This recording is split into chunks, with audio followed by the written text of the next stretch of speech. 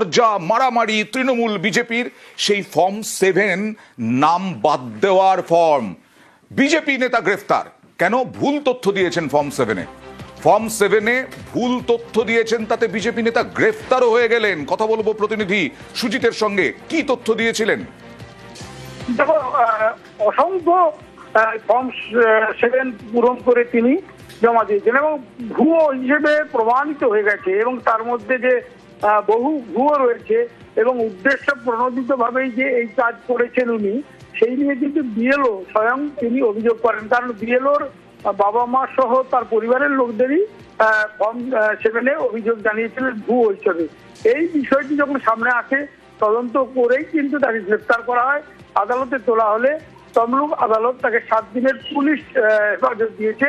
এই ঘটনায় রীতিমতো চাঞ্চল্য ছড়িয়ে পড়েছে এবং সক্রিয় একজন বিজেপি কর্মী নেতা তিনি এই কাজ করেছেন অভিযুক্ত হিসেবে তার নাম সামনে আসার ফলে একেবারে রাজনৈতিক চাপানুতর, এবং সেখানে বিজেপি ছাপাই দিতে চেয়েছেন, কিন্তু তৃণমূল গোটা বিষয়টিকে দেখাচ্ছেন যে একেবারে রাজনৈতিক উদ্দেশ্য প্রণোদিত ভাবে এটা করা হয়েছে। এবং অয়ন এই যে ঘটনা, সেটা সামনে আসার পর রীতিমতো হইচই শুনেছে, কারণ গ্রেপ্তার হয়েছে ওই অভিযুক্ত বিজেপি নেতা এবং ছাপাই দিলেও 343 জনের নাম নাকি ভুল তথ্য দিয়েছেন, এবং এত বড় অপরাধ এটা, ভুল তথ্য দিলে নাম বাদের, তার জন্য